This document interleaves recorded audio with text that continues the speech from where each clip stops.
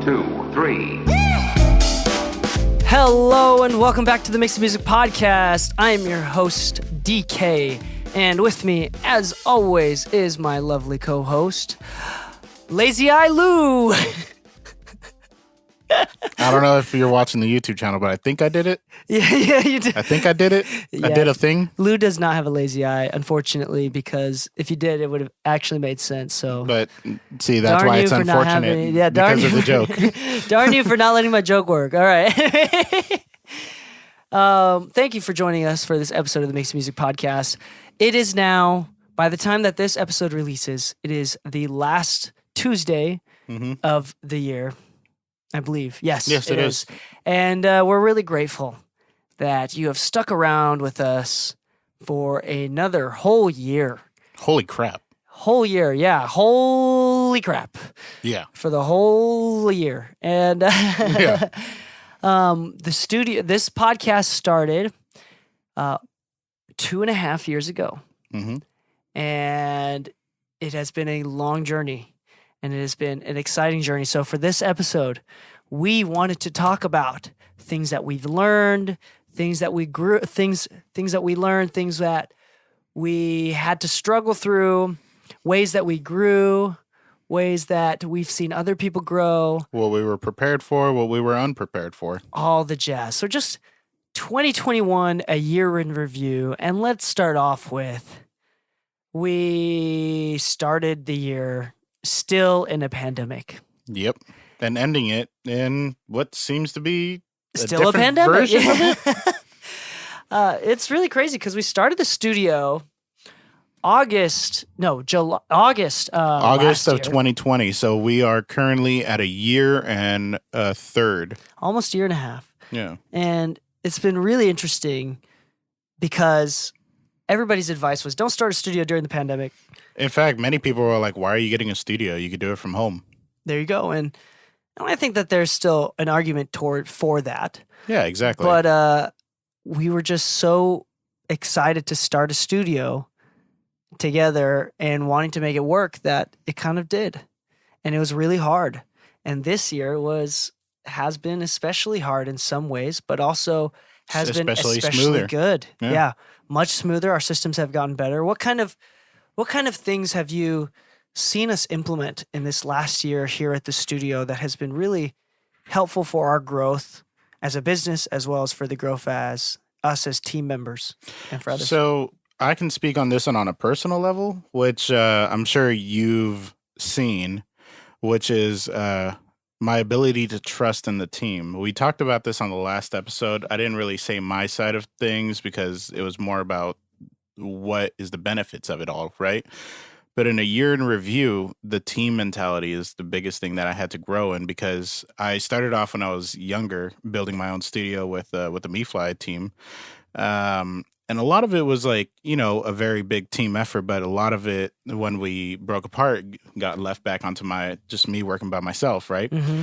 So in building the studio is trusting in others, trusting in your team, building that up, and learning how to delegate. Learning how to not do everything yourself. So this year was actually a lot smoother for me in the fact that there was a lot of things I had to get over in order for myself to open up to that team mentality more than I used to be. And that was a big one for me this year.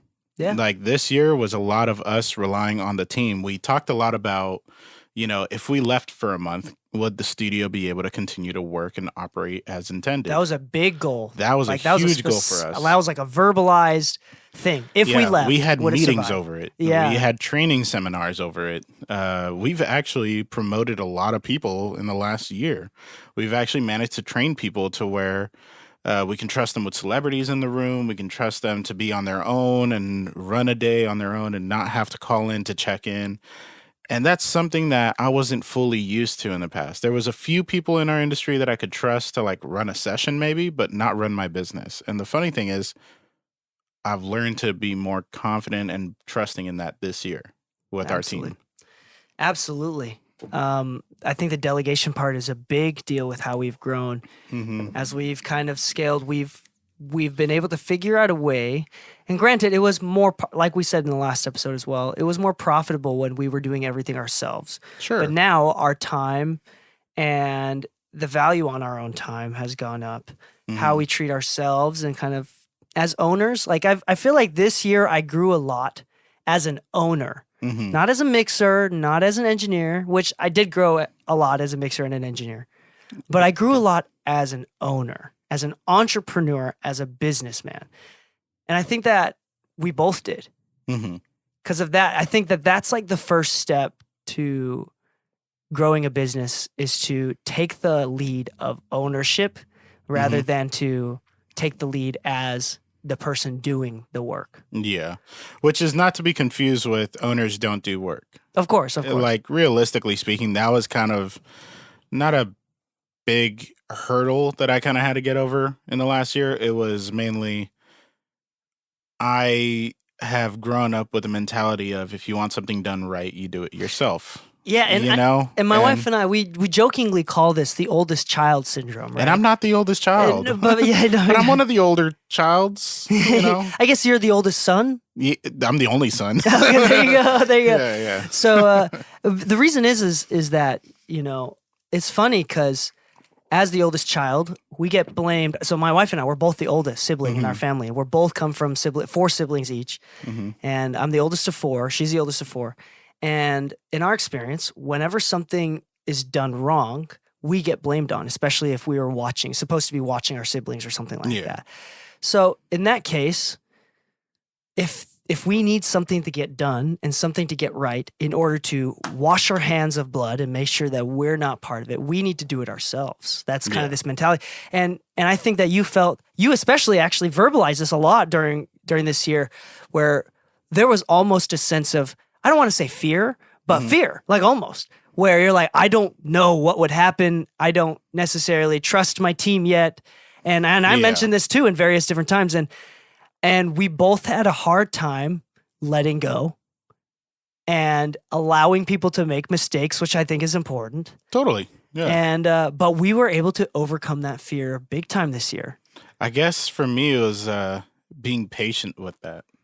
Patience. Because I'm typically very patient, but I'm also very impatient. If I ever order anything online, it's next day delivery. I do not have time to wait. I do not have time to wait. Yeah, it's true. I do find, and which is so fun. Like every time, because I'm really cheap. I'm like really cheap. I don't care if you make me wait 6 months. If I want it that bad, I will wait 6 months. Yeah, but I'm like next day delivery. $80? Sure, you can have my $80. Yeah. It's down the street. I will go pick it up. Yeah. If it's pickup, that's one thing. Yeah. But it's so funny. Yeah, that's just awesome. That's so funny. And no, it was kind of weird because patience is one of those things that I have for people. I don't tend to create arguments where they don't need to be. And if I feel strong about something, I'll vocalize it, but I try to not be a dick about it, And that's kind of hard when you're training your entire team. Not that everybody needed the same amount of training, but like some people would make more mistakes than others and everything. And when we were going through that stage where there was a point where we couldn't leave, there was a point where we always needed somebody. That was probably the most challenging part. Is patience during a time where you need some time off, but you can't take time off. And that's usually at the start of a business. Yeah. I don't think that's the case anymore. Yeah, we can take time off whenever we want. Honestly, it's a decision. Like, we've been doing some family things for Anna and everything for like half of last week and this coming week. Like I was able to just say, you know what? I'm going to go with Anna's family last night and we had a good time. We went, spent time, went and had lunch with my parents and Anna came along. We had some like fish and stuff, great stuff. I don't know if anybody's Latino that listens, but cocktails campechanas and micheladas with shrimp in it, like good, delicious, good stuff. But it was really nice to not have to think about it and be like, is the studio at risk of a loss of profits if I take this time to myself? Yeah. And well, to a certain degree, it does. But at the same time, to a certain degree, absolutely it doesn't. Yeah, because I know that I can call and I have a dependable team enough to say, hey, can you go to the studio? We have a client that is trying to book a session. They'd like to work with you. Can you be here at this time? And the answer 9 times out of 10 is yes. Everybody's free to say no, and that's kind of the cool thing. We've built enough of a team to where if one person can't, we have others. Absolutely. We're not exclusively reliant on 1 or 2 people. Absolutely. I think that that's one of the biggest ways that we've grown is systems and implementing them. And more importantly, on a personal level, is overcoming the self of not having to be in control constantly. Yeah. And I think that is scary. I think that was one of my biggest hurdles. You know me. I think that, and I don't think that's just you. I think that that's a general thing for most everybody. There's many people that like, I'm not the type that's scared to jump without details, but if I can have details, I would. Okay, that's a personality thing. No, yeah, that's a personality thing. But it's kind of like I forget who I was talking to yesterday where they were talking about starting a business, doing this venture. I'm like, hey, try not to overthink it. At the core of business is you have a service that you're willing to offer. Even if you don't have a tax prep person right now for your business, worry about that when you actually have an income. You know, like there's certain things that I had to get over on. Just do it and worry about it later. And there was other things where it's like, let's worry about it now before we jump into it. But my biggest hurdle was trusting myself and my team to be able to say, like, I don't need to know this info. There's certain info I don't need to be involved in. Yeah. I think that that's important to recognize, at least. Yeah. I think on a personal level, I have to ask you, and I'll answer as well, what were some celebrations this year on a personal level? Maybe not necessarily. Every celebration I think I've been vocal about is when we've been complimented about standing out above, not our competition, but about above the studios who charge almost 10 times what we charge. Our service has been significantly much more friendly, much more professional, a lot more dedicated to the individual that's booking versus just here's a room, here's a mic, here you go. The fact that we get people who rave about us, and though it may not be millions of people, it's really nice to say that we've really made a connection with a lot of our clients, enough to say that there's people out there who, whenever somebody asks about studios, they immediately rave our studio. I've gotten emails in the past where like, hey, I wanted to book a session with you guys. I got referred by so-and-so who said XYZ. And I looked through the details of what they're saying. Like one of them says like, you have one of the best studios at this price point. One of them said that they really loved working with this engineer, that they made them feel really confident in their music. It's literally what we set out to do, commercial quality, community feel, and everything that I've wanted to rave about has been about the community feel and maintaining that even when we have celebrities come through. Because we've had some pretty big names, like Keyshia's been booking with us a lot recently. Yeah, Keyshia Cole. And it's just an ode to how much she trusts us, trusts the team, trusts the space, how comfortable she feels. And that's what I'm after. I'm not after a Ferrari. I'm after being known as a quality name in our industry. We're in Los Angeles, which hopefully then leads to a Ferrari or, or whatever that means. How about I get a house before a Ferrari? Yeah, there you go. But my biggest raves about this year have been more about where we stand as an entity than any dollar amount we can make. And I think to a certain degree, we are young. You're 30, I'm 28. Mm-hmm. So relative to the industry, I feel like we're pretty young as far as our development and how far we've come at our age. And I think that this is kind of shows us how hard that we've worked, especially in the last decade. Yeah. And I think that there's a lot of things that we've been able to celebrate this year specifically. I mean, going from one room to taking over the entire space with more than one room. I mean, like, this is the year that, like, for 10 months, I didn't see my family. And now this year, I can celebrate that my family lives in LA with me now. Yeah. Starting, like, April, May-ish. Yeah, you're almost at a year. You're past the half year mark. There you go. So that was crazy. What else? We've gotten really good at Super Smash Brothers. Oh yeah, part of our intern training is, oddly enough, Smash Bros.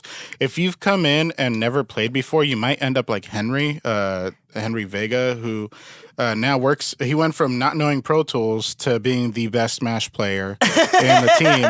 Not only that, but as we're recording this episode, he's actually in Studio B running a session right now. He's actually engineering. He went from not knowing Pro Tools. That's the other thing I can celebrate. I talk about this all the time. I love seeing growth. I don't care it to be my growth or not. I love the fact that there's many people who started with us who had no clue of Pro Tools a year ago. Literally a year ago. We celebrated Henry's 1-year anniversary on December 1st. And Elijah, who recently just moved to, back with his family, and then he's moving to Atlanta next.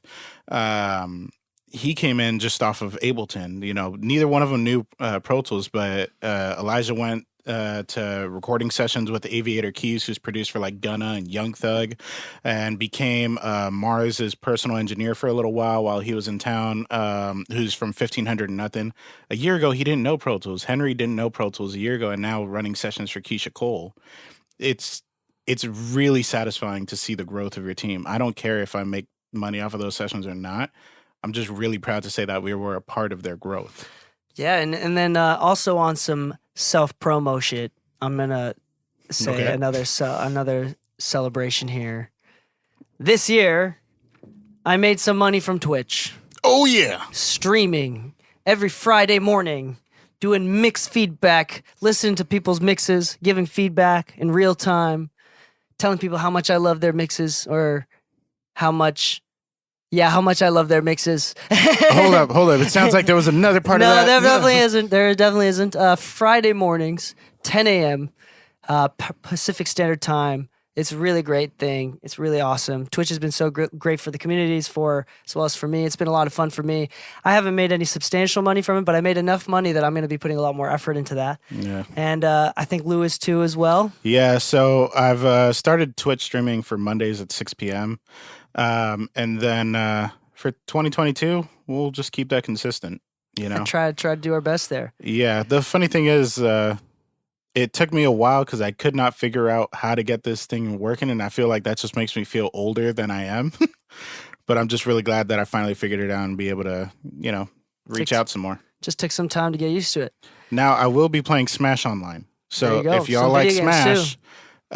Lou, you open up the room. You let other people that are watching the stream join you for the Smash. Oh yeah, games. I love playing people on Smash. It's not that I'm the best player in the world or the worst player in the world. It's just really fun to get demolished by people sometimes. Absolutely. You know, like I don't know if you guys know what a down smash is, but down smash the shit out of me.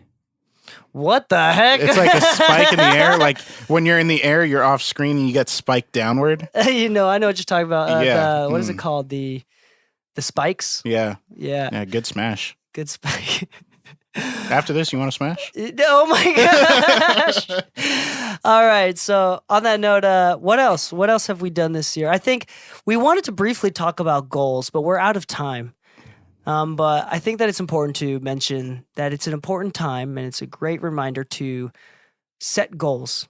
And I think just a couple things. One, don't set too many. Don't get overwhelmed. Two, it's all about sustainability.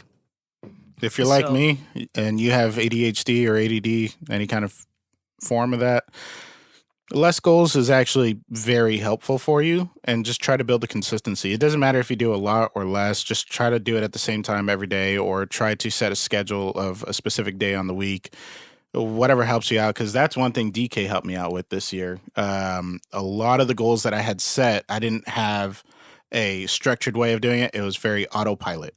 And what is the book that I started filling out? The Success Journal? The Success Journal. I actually ended up halfway done with that book before we started using Trello. And then Trello helped out a little bit because I started making cards for like mixing, mastering, and all that. And now with all the updates we're doing, even though there's more projects, it feels a little more manageable with this kind of... setting up systems. Yeah. What is the quote? The quote is, I forgot who it is. I'm pretty sure it's from the book Atomic Habits.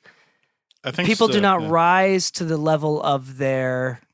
Hold on. People do not rise to the level of their dreams. They fall to the level of their systems. I think that's the quote. I think something like that. I don't think Yeah. it's dreams or something It may like not that. be perfectly verbatim, but you know, Yeah. you get the gist. But you do fall to the level of your system. So I think that's Which was, important. I think, part of that when we were talking about earlier about ownership and learning how to delegate and trust in your team. There you go. That for, I guess you could say that saying was definitely this year for me. There you go. Yeah. So make sure to set goals. I recommend only setting 1 or 2. To be honest, 3 max. Max. Don't set too many. Don't get overwhelmed. The sustainability is the name of the game. Actually, if you're gonna do the workout goal for 2022, do what Dee Kei does and hide it in something you enjoy. Oh, so instead of running, I hate running. So I just play basketball. Yeah. Because I don't like running, but I love playing basketball. So I'll run from. For me, I get really motivated to go to the gym when I have a workout buddy. When I go by myself, it's just kind of come play awkward. Basketball with me. I mean, I'm down. Now the pressure's on in front of a whole worldwide audience. All right, you know what? What just days do you go? Wednesday night. Wednesday nights? I don't know if we're gonna do it this Wednesday night though, because it's Christmas. It's Christmas, yeah. But I'm down. I'll go this week. Okay. Okay. Wait, hold on. What if it doesn't exist? What if it doesn't happen because? Well, then I'll go the following week. What if it doesn't happen because the next available week? Then I'll go to the next available week. I'll go to the next available date. All right, you heard it first here live on air. I'm gonna follow up with it. We're gonna stream this on ESPN. It'll be fun, to be honest. It's low pressure. It's just fun. I just jiggle a lot. More reason why it'll be fun. And oh yeah. To wrap up this year, maybe we should shout out some of the sponsors that have helped us out this year. Yeah. We've actually gotten a lot of support than we did the year before. So we got 30 seconds. Yeah. We got 30 seconds. So we're going to shout out Isotope, who sponsored us during this year, and they're going to sponsor us again next year. We already got the contract in for next year. Thank you so much for Isotope for sponsoring us. Go to Make Some Music Podcast. Wait, hold on. Go to isotope.com/MM podcast. Also, FilePass and Loughton Audio and Canva and Spreaker and Autotune or Antares. Yeah, Antares, but they market themselves on Instagram as @Autotune. Yeah, and your mom. All right, thank you so much. Just kidding. I mean, if she's paying for your Spotify account or iTunes, then your mom. Hey! Yeah. Make sure to hug your mom for. That's weird. Sorry. It's not weird if you don't make it. Not weird. on our behalf. Not on our behalf. Just make sure. Just a reminder to call your moms this holiday season. Yep. And just even if you listen to this episode way in like the middle of July, make sure you call your mom, Steve. I'm calling you out, Steve. If there's a Steve out there listening. I mean, damn, I was going to say Steve Jobs, but damn, I'm a little late on that. Anyway, happy mixing, my friends. Thank you so much for a wonderful 2021. And stay saucy. 1, 2, 3.